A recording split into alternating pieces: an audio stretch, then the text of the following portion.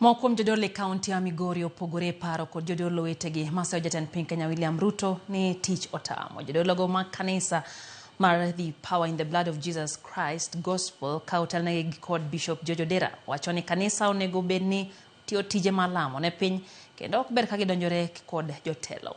Bende giwacho ni jatend piny Kenya pok omi thuolo mondo mi otine jo Kenya makare ka gimedo wacho ni jodolo nyaka koro chung' e adieri.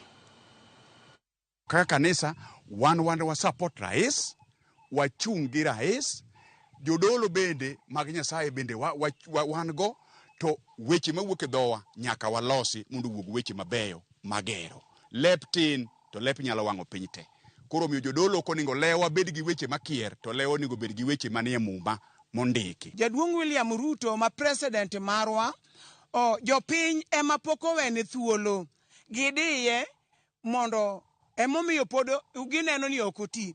Tong'ne nuwene nafas mondo opar gik monondiko ke sama nuwuoyo gigo ne karande ne ndikone en gi gige logbook. Sama uwene nafas ubro yudo ka wechego obro parogi kendo obro timogi maber.